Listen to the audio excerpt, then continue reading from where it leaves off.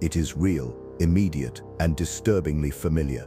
It walks beside you, cloaked in love, friendship, or family. It often looks you in the eye before it sinks the blade. You have seen it. You may have done it, perhaps unknowingly, perhaps with the excuse of survival. The dark psychology of betrayal is not about monsters hiding in shadows, but about how ordinary people like you and me, carry the capacity to deceive. When trust collapses, when a promise is broken, when someone you counted on switches sides, something fractures inside. It is not just the relationship that suffers, it is the soul that begins to question what is real, what is safe, what is true. And yet you wonder, why do people betray each other, even when nothing is gained? Why do lovers cheat, friends backstab, families fall apart over secrets? Is betrayal a form of evil, or just a reflection of something buried deeper in the human psyche? These are not just psychological inquiries. They are existential riddles. They are emotional scars. This video dives into the psychology of betrayal, exposing the layers behind human deception. We will explore why people lie, why they manipulate, and why even the most empathetic souls are capable of dark truths. The goal is not just to understand betrayal, but to understand the self, the shadow, and the pain behind the mask. Have you ever asked yourself, what hurts more, the act of being betrayed, or the realization that someone you trusted was never really who you believed they were? That thought alone is haunting. And here lies the paradox. Can someone deceive you without knowing they are lying to themselves? In the realm of human deception, there are no clean answers. Science calls it cognitive dissonance. Philosophy may call it moral weakness, and yet betrayal feels more like a spiritual wound than a logical one. It is the collapse of a sacred agreement. It is a silent war between your heart and your mind. What makes this more disturbing is that the betrayer is not always the villain. Sometimes they are victims of their own stories, prisoners of fear, or casualties of unresolved trauma. But does that justify it? That is a question only you can answer.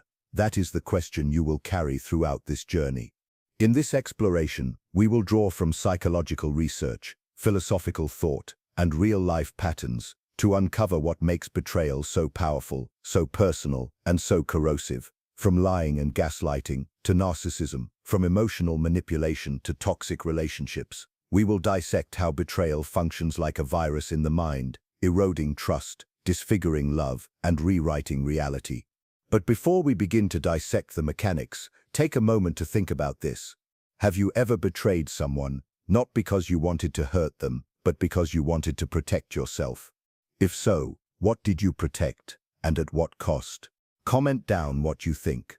This is not just a video about the dark psychology of betrayal. This is a mirror, one that may reveal more about you than you expect.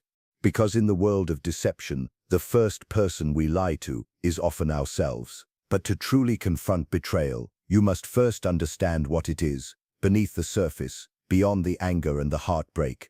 Most people assume betrayal is an event, one clear act of deception, a sudden break in trust. But psychology paints a deeper picture. Betrayal is a psychological fracture, a violation not just of agreement, but of identity, of the roles we believe people are supposed to play in our lives. When someone betrays you, they are not just doing something wrong, they are becoming someone else, someone you never thought they could be. That shift, that unmasking, is what haunts the human heart. It leaves you staring at the pieces of your trust, trying to understand what was ever real to begin with. The psychology of betrayal often begins with attachment. According to Bowlby's attachment theory, our early relationships with caregivers form the blueprint for how we connect to others. If trust is nurtured, we grow into adults who can love without fear. If trust is broken, betrayal becomes both familiar and expected. In that sense, your relationship with betrayal may not begin in adulthood. It may have been planted in childhood. Now consider this. Is betrayal always conscious? Can someone betray you with good intentions or without knowing they are doing it? This is where human deception grows complex. Many betrayals stem not from calculated evil, but from internal conflict. People do not always lie to you. They lie to themselves first. They justify, rationalize, and reshape reality so that their actions feel acceptable. In the mind of the betrayer, they may not be breaking trust at all. They may believe they are simply surviving. This defense mechanism is known in psychology as cognitive dissonance, the mental discomfort experienced when one's actions conflict with their values. To ease that discomfort, the mind bends the truth, and when truth bends, betrayal follows. On a darker note, there are those who do betray knowingly, strategically. In such cases, we encounter traits found in the dark triad of personality: narcissism, Machiavellianism, and psychopathy. These individuals often lack empathy, exhibit manipulation, and see trust as a tool rather than a virtue. They are not disturbed by lies, they are empowered by them. And here a chilling paradox arises. What if someone betrays you, not because they are evil, but because they believe you are too trusting to fight back? Trust, once a beautiful virtue, becomes a weakness to exploit. In contrast, philosophical perspectives have long wrestled with the nature of betrayal. Nietzsche believed that morality itself was shaped by human power dynamics, not divine law. From that lens, betrayal is not a sin, it is a strategy, a way to preserve self-interest in a world of shifting loyalties. Plato, however, viewed deception as a corruption of the soul, a distancing from truth.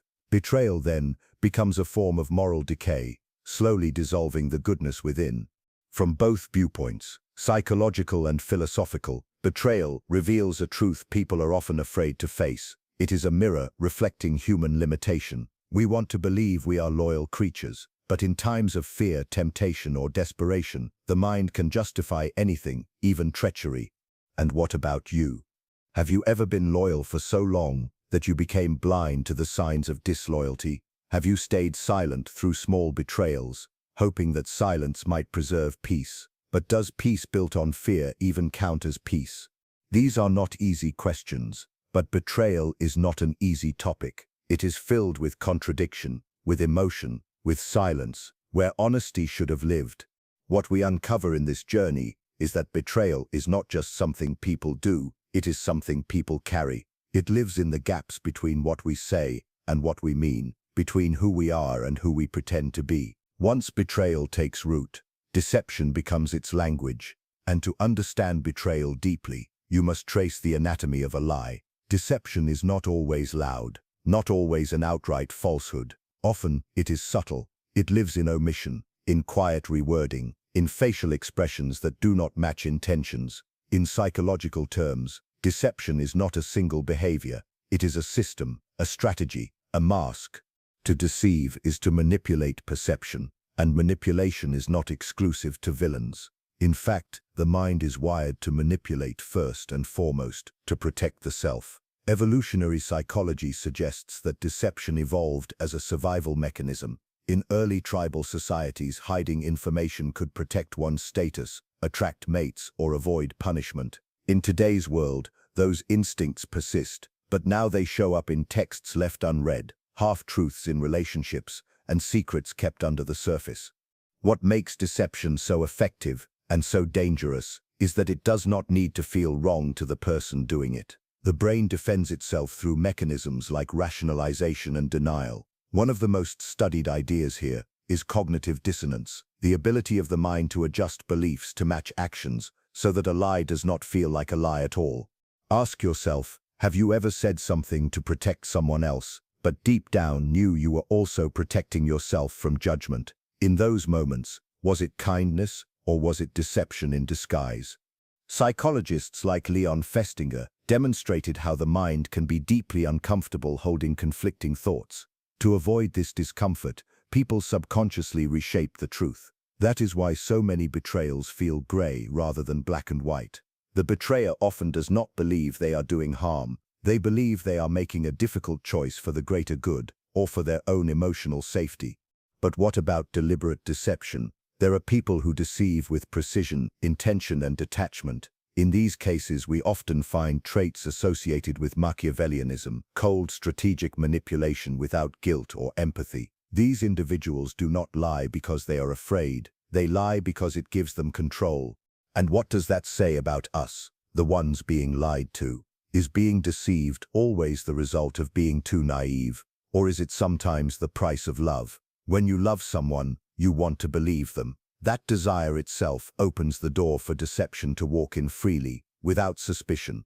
In relationships, Deception often takes the form of gaslighting. The term, based on the 1938 play Gaslight, describes a tactic where the deceiver makes the victim question their own memory, perception, or sanity. It is a slow erosion of trust in oneself. Over time, it can leave a person emotionally dependent on the liar, believing they are too fragile to see the truth on their own.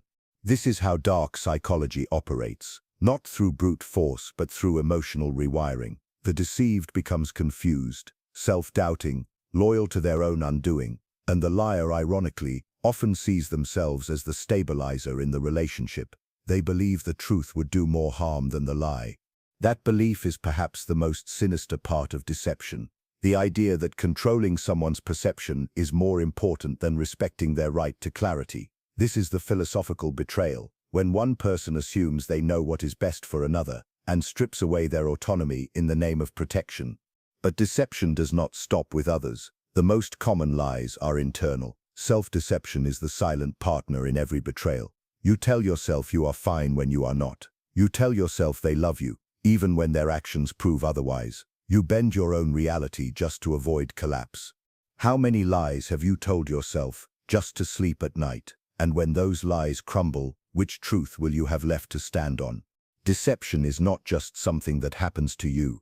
It is something you participate in, and it is that participation that makes it so painful to unpack. You were not just betrayed. You might have helped build the illusion. If deception is a tool, betrayal is its result. But what happens when the person who betrays you is not a stranger, not a known manipulator, but someone you once called good, someone you trusted, loved, perhaps still do? This is where the questions cut deeper. Why do good people betray?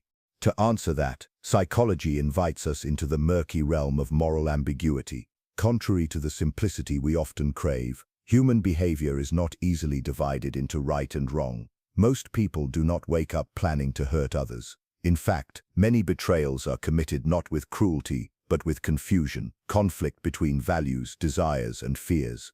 Social psychologist Albert Bandura introduced the concept of moral disengagement, the process by which people convince themselves that ethical standards do not apply in a particular situation. It allows them to act against their own values without feeling guilty. In other words, people do not always betray because they are bad. Sometimes they betray because they are skilled at justifying their actions.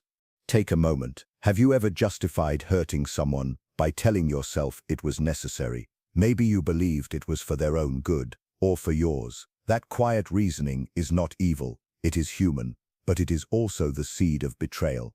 This is what Hannah Arendt meant when she coined the phrase the banality of evil. She observed during the trial of Nazi officer Adolf Eichmann that horrifying actions were often committed not by sadistic monsters, but by ordinary individuals who followed orders, justified their roles, and avoided personal responsibility. Evil, in her view, was not always loud. Sometimes it was boring, administrative, detached. And that is the haunting part. Betrayal is often ordinary. It happens in whispers, in passive choices, in delayed truths. The husband who emotionally checks out but stays silent, the friend who hides envy behind support, the colleague who smiles in meetings, then undermines in private. These are not rare phenomena. They are daily truths, wrapped in politeness. Philosophers like Jean-Paul Sartre suggested that freedom creates anxiety, and with that anxiety comes the temptation to flee from responsibility. Betrayal can be a form of escape from discomfort, from consequences, from the pain of honesty. When the cost of truth feels unbearable, deception feels like mercy. But for whom? In intimate betrayal, particularly, the betrayer often claims to protect the betrayed. I did not tell you because I did not want to hurt you. This reasoning may sound considerate, but at its core, it assumes one person has the right to decide what pain the other can bear. It is not kindness, it is control. Do you remember a moment when someone withheld the truth from you, thinking it would spare your feelings, but it only made the discovery worse? That sting, that sense of being managed rather than loved, is betrayal's cruel edge. In psychological terms, this form of betrayal is often rooted in fear-based behavior. Fear of abandonment, fear of conflict, fear of being exposed. Good people do bad things, not always because they want to, but because they fear what the truth might cost them. And in fearing that cost, they place the burden on someone else. Yet there is another layer. Sometimes betrayal is not about fear, but about self-interest dressed as righteousness. The person who cheats and claims they were unhappy. The friend who drifts and says life got busy. These are explanations that contain fragments of truth, but also fragments of evasion. And here is a question worth asking. When someone says they did not mean to hurt you, are they seeking your forgiveness, or are they seeking their own? That distinction matters. One is about repair, the other is about relief. In the world of psychology, the study of betrayal is not about blaming, it is about revealing. It shows us that the line between good and bad is often drawn by circumstance, not character. That betrayal is not always intentional, but it is always consequential. Even those with the best intentions, under enough pressure, can become the source of someone else's sorrow, sometimes without ever fully realizing it. To truly grasp the depth of betrayal, you must not only look at the mind, but also at the brain. Beneath every broken promise and every deceptive act, there is a network of biological responses firing silently inside you. Betrayal is not just a feeling, it is a neurological event, and it leaves traces both in thought and in tissue. The brain reacts to betrayal in much the same way it responds to physical pain. Studies using functional MRI scans have shown that the anterior cingulate cortex, the region associated with detecting pain, lights up when a person experiences social rejection or betrayal. In other words, your brain processes a lie from someone you trust, the same way it might process a wound. That explains why betrayal feels so visceral, why your stomach turns, your chest tightens, your voice catches when the truth surfaces. It is not in your head, it is in your entire nervous system. It is real. But what about the one who betrays? What is happening inside them? When a person commits an act of deception, their brain engages in a remarkably complex dance. The prefrontal cortex, responsible for decision-making and impulse control, is active. So is the amygdala, which handles fear and emotional memory. In simple terms, lying requires mental effort. It demands attention, control, and emotional regulation. You must not only invent a story, but manage the anxiety of getting caught. That is why chronic liars often show reduced amygdala activity. Research published in Nature Neuroscience suggests that the more a person lies, the less guilt they feel. Over time, the emotional response to lying diminishes. The brain becomes desensitized, and betrayal becomes easier. This is where dark psychology finds one of its most disturbing truths. The human brain can adapt to deception. It can normalize it. It can turn it into habit. And the person who once hesitated to betray may eventually feel nothing at all. But there is another layer, one tied to trust. The neurochemical oxytocin, often called the trust hormone, plays a critical role in bonding. When you hug someone, when you fall in love, when you feel safe, oxytocin flows. It calms you, it opens you, it tells your body, you are with someone who will not hurt you. Now imagine what happens when betrayal strikes in that state, when the person who once activated your oxytocin becomes the one who destroys it. Your brain, now chemically coded to trust, suddenly encounters danger.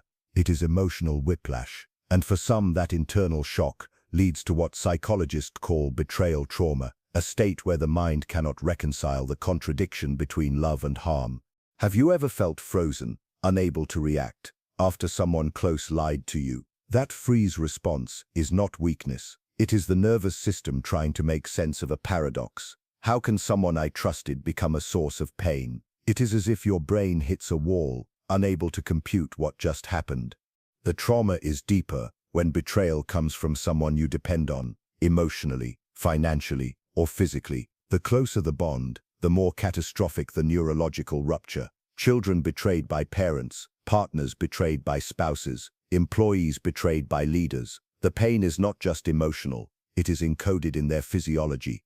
And yet, there is resilience. The human brain is built for healing. Neuroplasticity allows new neural connections to form, even after deep betrayal. Over time, with reflection, therapy, and truth, the circuits of trust can rebuild, but they rarely return unchanged. Do you still carry the echoes of an old betrayal, even if you have forgiven the person? That lingering feeling may not be emotional baggage, it may be neurological residue, a memory stored not just in thought, but in the body.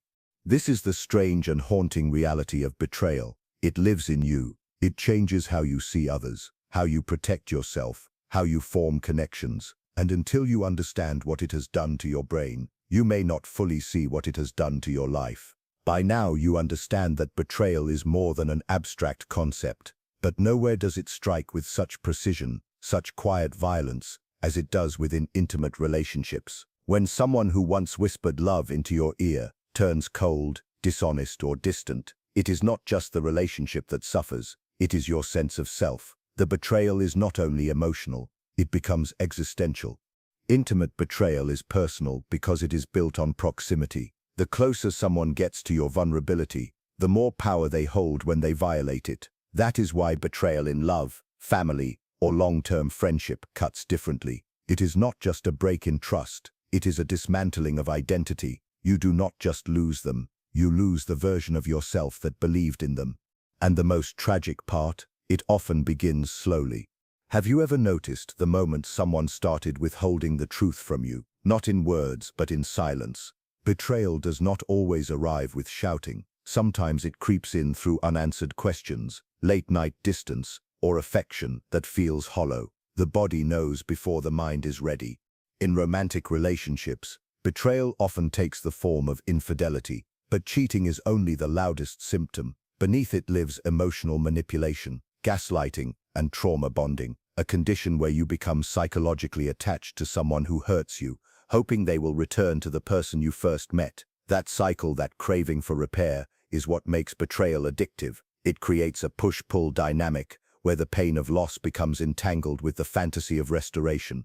This psychological loop is reinforced by the brain's reward system. After conflict, when reconciliation happens, when the liar becomes momentarily loving again, the brain releases dopamine. This reinforces the idea that loyalty will be rewarded, even when, over time, that reward diminishes into nothing but memory. You begin to wonder, are they really sorry or just afraid of losing control? And perhaps more importantly, why do I keep forgiving them, even when my trust is shattered? Psychologists suggest that those with a fear of abandonment, often rooted in early attachment trauma, are more likely to stay in relationships marked by betrayal. They fear the pain of solitude more than the pain of deception, and so they choose the known wound over the unknown silence. But betrayal is not always external. In many cases, the deepest betrayal in a relationship is internal. You betray yourself when you ignore red flags, when you explain away cruelty, when you silence your own truth for the comfort of harmony. And when the relationship ends, what hurts most is not just the lie you were told, but the lie you told yourself to believe it. Have you ever stayed too long in a relationship because leaving meant facing who you had become? That kind of betrayal is quiet, but powerful. It seeps into your self-esteem, your memories, your future relationships.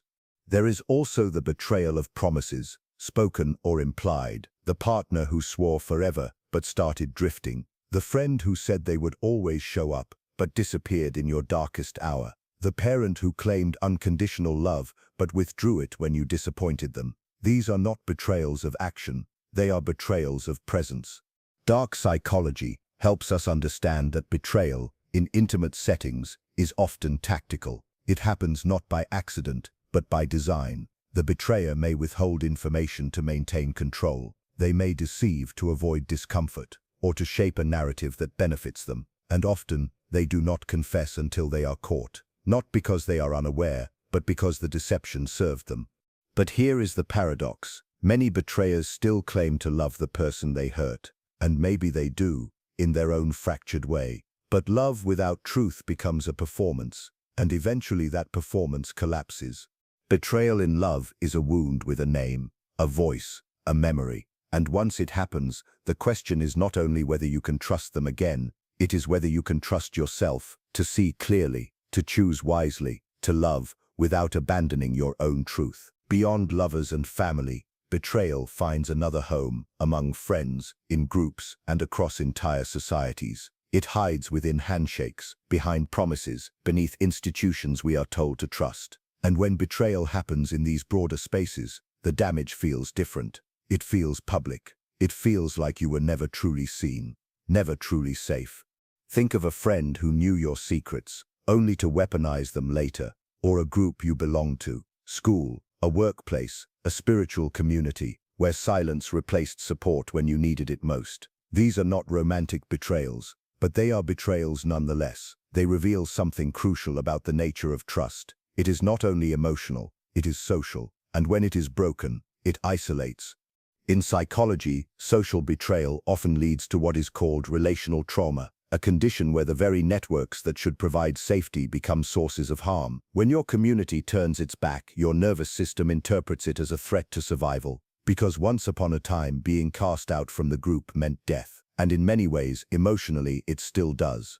You might wonder, why do people stand by in silence while others are being harmed? Why do groups protect the powerful instead of the honest? This is where groupthink comes in. Coined by psychologist Irving Janis, groupthink refers to the tendency of groups to maintain consensus at the cost of critical thinking. It means people often suppress dissent, ignore warning signs, and even support deception, just to preserve harmony. But is that harmony real, or is it a veil? And if loyalty to the group requires disloyalty to truth, what are we really protecting? In workplaces, this betrayal shows up as toxic leadership, favoritism, or cultures that reward silence over courage. You may witness wrongdoing, speak up and find yourself isolated for it. You may expect justice, but receive dismissal. That moment, when an institution fails to uphold its own values, is a betrayal not just of you, but of the very idea of fairness. And what about friendships? Friendship is one of the most sacred spaces we build. It is chosen, not inherited. So when betrayal happens here, when friends gossip behind your back, shift allegiance or vanish when things get difficult, it feels like a collapse of something voluntary, something pure, and yet it is common. Have you ever trusted someone with your worst day, only to find them missing when it mattered most? There is also the betrayal of identity, when you are judged, excluded, or punished for who you are. This is a betrayal by society itself. Systems that claim equality but operate with bias. Cultures that preach morality but practice control. Communities that claim inclusion while perpetuating silent rejection. And so we arrive at a larger question. Is betrayal the price of belonging? Do we trade pieces of ourselves just to fit in, to be accepted, to stay safe? If so, then social betrayal is not just something done to us. It may be something we agree to, unconsciously. Philosopher Michel Foucault argued that power hides in social structures, schools, hospitals, even language. Betrayal then becomes systemic. It is not about a single act, but about the way truth is shaped, suppressed, or weaponized. When society rewards conformity over authenticity, betrayal becomes normalized. But here lies another paradox. Those who dare to speak truth often become the targets of betrayal. Whistleblowers, dissidents, truth-tellers. They are not always honored. Sometimes they are ostracized, because truth, in a world built on deception, is disruptive. And yet truth matters. Betrayal becomes easier when people stop speaking it, when fear outweighs honesty, when silence feels safer than confrontation. Have you ever stayed quiet to avoid conflict, even when someone else was being harmed? And if so, does that silence count as betrayal? In this wider lens, betrayal becomes more than personal. It becomes cultural. It shapes how we relate, how we belong, how we behave. It teaches us what is safe to feel and what must remain hidden.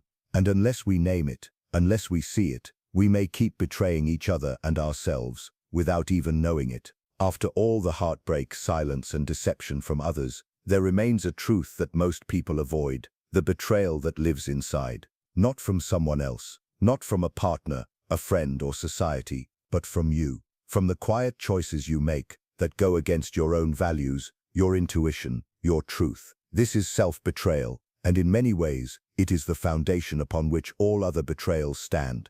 You may not recognize it at first. It begins gently, saying yes when you mean no, smiling when something hurts, pretending not to notice when you are disrespected.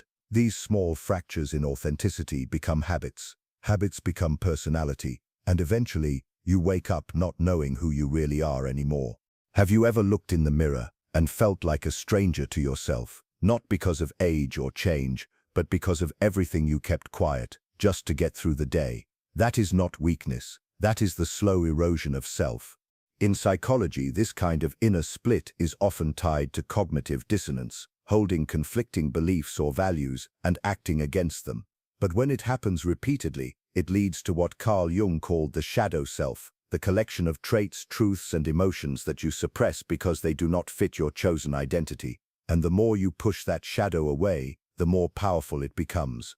You betray yourself every time you abandon your own needs for approval, every time you ignore your gut instinct in favor of keeping peace, every time you protect someone else's comfort at the cost of your own clarity. It is noble to care for others, but not at the expense of becoming invisible to yourself. And the paradox, most people betray themselves not because they hate who they are, but because they are terrified they will not be loved if they show it. That fear creates performance, and performance becomes a prison. Philosophers like Søren Kierkegaard warned of this in his writings on inauthentic existence, a life lived not by personal conviction, but by what others expect. He described it as despair, not loud and dramatic, but quiet and slow. A despair that arises not because you failed, but because you never fully lived your own truth. There is also a betrayal of silence. When you see something wrong and do not speak. When you feel something deeply and do not share. When you lose someone or something important and pretend it does not hurt. This kind of silence is not peace, it is self-abandonment. Ask yourself honestly, what truth have you been avoiding? Not because it is unclear, but because facing it would mean changing everything. In therapeutic spaces, this moment is often called the turning point, the recognition that you have been complicit in your own suffering, not to blame yourself, but to reclaim your power, because the deepest betrayal is not being lied to. It is lying to yourself so convincingly that you no longer remember what your own voice sounds like. And yet there is hope in this awareness. The moment you see your self-betrayal clearly, you open the door to self-trust. You begin to make decisions that align with your values. You learn to say no without guilt and yes without fear. You begin to rebuild the relationship that matters most, the one with yourself. Dark psychology is not only about the sinister patterns in others, it is about the hidden patterns in you, the ones that tell you to shrink, to please, to avoid. It is about understanding that betrayal is not only something you experience, it is something you unconsciously practice until you are ready to stop. And stopping requires courage. The courage to lose false peace in exchange for real truth. The courage to walk away from the roles you played and return to the person you forgot you were. Because the most dangerous lie is the one you tell yourself and believe. Once the betrayal is exposed, whether by others or within yourself, what comes next is rarely simple. There is anger, there is grief, there is silence that screams louder than words. And in that silence, a question begins to rise. What do I do now? For some, the answer becomes revenge. For others, forgiveness. But for most, the path is not so clearly drawn. Revenge often feels like justice. It feels like reclaiming dignity, like striking back against the person who turned trust into pain. And on a biological level, it even offers relief. The brain responds to the idea of revenge by activating the caudate nucleus, the part of the brain linked to reward. That means your mind literally prepares to feel pleasure from the idea of punishment. But here lies the paradox. Does revenge truly free you, or does it make you resemble the very thing you swore you would never become? While it may offer a temporary sense of balance, revenge often anchors you to the past, binding your identity to the pain that was caused. Psychologically, it can create a loop of rumination, replaying the betrayal over and over, fueling anger without release. Studies published in the Journal of Personality and Social Psychology show that people who seek revenge often report higher levels of distress and anxiety than those who do not. It keeps the wound open.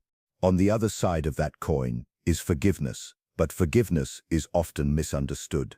It is not about forgetting. It is not about excusing harm. It is not about reconciling with someone who has not changed. Forgiveness, in its truest form, is about liberation, releasing yourself from the power that betrayal holds over your thoughts, your sleep, your future. Viktor Frankl, a Holocaust survivor and psychiatrist, wrote, "Everything can be taken from a man but one thing, the last of the human freedoms, to choose one's attitude. In the face of betrayal, forgiveness becomes exactly that, a choice, a way to reclaim the self from suffering. But it is not easy, and it is not always immediate. Forgiveness takes time. It often arrives in pieces. Sometimes you forgive the act before you forgive the person. Sometimes you forgive the person before you forgive yourself for allowing it to happen. Have you ever told yourself you forgave someone, only to feel the resentment resurface in silence? That is not failure. That is the nature of healing. It is not a straight path. It is a spiral, and with every return, you see the wound differently. And then there is healing, the most personal and invisible part of the journey. Healing is not always about resolution. Sometimes it is about redefinition, redefining what trust means, what strength looks like, what you are no longer willing to tolerate. In therapy, betrayal is often treated through narrative reconstruction, retelling the story in a way that centers your agency instead of your pain. It means learning to say, yes, this happened to me, without letting it become the only story you tell. And yet, some betrayals leave scars that never fully disappear. The goal is not to erase them. The goal is to understand them, to integrate them, to live a life that includes pain, but is not defined by it. Forgiveness and healing do not mean you go back to who you were. In truth, you never will. But perhaps that is not a loss. Perhaps betrayal, in its destructive power, also reveals something essential: what you value, what you deserve, what you refuse to repeat. Dark psychology often focuses on the manipulator, but in this part of the journey the spotlight turns to you, not as a victim but as a witness to your own resilience. Betrayal may have shaken your foundation, but healing allows you to rebuild with stronger hands. And still, a question lingers in the quiet moments. If the one who betrayed you asked for forgiveness, would you offer it? Not for them, but for you.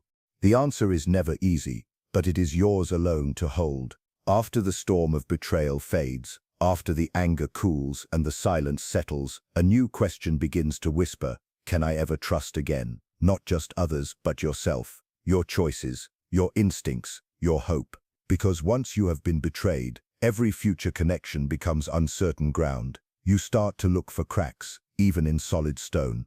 Trust is one of the most fundamental aspects of human survival. Evolutionary psychology tells us that our ancestors who trusted wisely, who knew when to bond and when to flee, survived longer, thrived more. Trust was not an emotion, it was a tool, a gamble between vulnerability and protection. And yet, in a modern world filled with deception, backstabbing, and silent manipulation, that gamble feels more dangerous than ever. Have you ever met someone new and felt warmth, then immediately questioned whether that feeling was real or just another setup for disappointment? That hesitation is not paranoia, it is memory. The brain stores betrayal, not only as an event, but as a warning system. It reshapes your behavior. You become more guarded, more analytical, more emotionally detached. You think you are protecting yourself, but often you are also protecting the wound that has not fully healed. In this way, betrayal does not end. When the relationship ends, it continues, silently, shaping how you love, how you speak, how you walk into a room full of strangers. You trust more slowly, you forgive less easily, you watch more than you participate. And sometimes that caution saves you, but sometimes it isolates you. The psychology of betrayal reveals that people often fall into cycles. They attract similar relationships, repeat similar patterns, even re-enter situations that echo the past, because the mind seeks familiarity, even in pain. Unless interrupted, betrayal becomes a loop, not because you want to suffer, but because you want to fix what broke before. This is called repetition compulsion, a psychoanalytic term introduced by Freud. It describes the unconscious drive to revisit unresolved trauma, hoping this time it will end differently. You find yourself trusting people who remind you of those who betrayed you, not because you are naive, but because some part of you is still trying to rewrite the story. But here is the danger. If you do not recognize the pattern, you may start to believe that betrayal is inevitable, that no one is safe, that trust is foolish. And when that belief takes root, you begin to sabotage healthy relationships before they have a chance to grow. This is how betrayal evolves, from something done to you, into something you begin doing to yourself, pushing people away, doubting kindness, questioning love, even when it is sincere. Not because you want to destroy connection, but because you no longer believe it can be real. Philosophers like Simone Weil spoke of this tension between truth and suffering. She wrote, "Imaginary evil is romantic and varied. Real evil is gloomy, monotonous, barren, boring. That is how future betrayal often feels, not dramatic but weary, like a weight you carry from one chapter to the next, unsure when to set it down." But there is another path, one that begins not with trusting others, but with trusting your own perception again, rebuilding faith in your intuition, your voice, your ability to recognize red flags without explaining them away. Healing does not mean you will never be hurt again. It means you no longer confuse pain with love. And maybe that is where real trust begins. Not in the promise that people will never disappoint you, but in the quiet confidence that even if they do, you will not betray yourself trying to hold on to them. Have you ever stopped yourself from trusting someone, not because they gave you reason, but because your past screamed louder than their actions? That conflict is where many futures end before they begin. To break the cycle of betrayal, you must choose something radical: vulnerability, not all at once, but slowly, in small acts, a truth spoken, a boundary held, a moment of connection that you do not immediately doubt. Because despite everything, trust is still a risk worth taking, not because people are perfect, but because you are no longer the same person who once confused love with silence. You have made it through the storm, through the lies, the silence, the pain and the layers of meaning hidden beneath each betrayal. And now you are here, in the stillness that follows understanding. But this is not the end of the story. In many ways, it is the beginning, because once you see betrayal clearly, how it moves, how it wounds, how it hides, you are no longer its victim, you are its witness. Betrayal is not just an experience, it is a teacher. It shows you where your boundaries are soft, where your silence is too loud, where your fear still calls the shots. And once it has taught you these things, it leaves you with a decision. Who will you become now? Dark psychology reveals the shadows of human behavior, not to frighten you, but to empower you. Understanding deception does not make you cynical, it makes you conscious. And consciousness, as every philosopher from Socrates to Jung has taught, is the first step toward liberation. You may still feel the echoes, a scent, a word, a name might bring it all back. But the pain is different now. It is not confusion, it is clarity. It reminds you that you are awake, that you are no longer walking blind into trust, but choosing it with eyes open. Have you ever feared that your capacity to forgive meant you were weak? That is the final lie betrayal tells, that you must harden, that softness is foolish, that caring deeply makes you vulnerable. But strength is not in how much you guard, it is in how fully you can return to love without abandoning your truth. The journey you have taken here, through psychology, philosophy, neuroscience and personal memory, is not just educational, it is emotional archaeology. You have dug into the places others pretend do not exist. And now, you carry knowledge that changes how you live. You will see deception sooner. You will feel discomfort more sharply. You will hear the cracks in someone's story, even when their voice is calm. But more importantly, you will hear your own voice, clearer than before. You will know that betrayal is not a sign of your failure. It is a revelation of someone else's fear, their weakness, their unmet pain. And though it may have touched you, it does not define you. Philosopher Alan Watts once said, "You are under no obligation to be the same person you were 5 minutes ago." That means you are free. Free to release the shame you were never meant to carry. Free to rewrite the script where you were always too forgiving, too silent, too small. You can change the ending. But even now, even after all this, another question remains. What will you do the next time trust asks for your hand? Will you retreat, or will you risk? Will you repeat the old story, or will you write a new one? There is no perfect answer, only honesty, only presence, only the slow, powerful return to your own truth. Dark psychology, betrayal and deception may always be part of the world, but they do not have to own your story. You can walk through the shadows and still choose light. You can name what broke you and still believe in healing. And you can learn the hardest lesson of all, that trust, when given wisely, is not weakness, it is strength beyond measure. So ask yourself today, right now, who have I become? because of what I have survived. And is that someone I am proud to be? Because that is the final truth. Betrayal cannot steal who you choose to be, even after everything.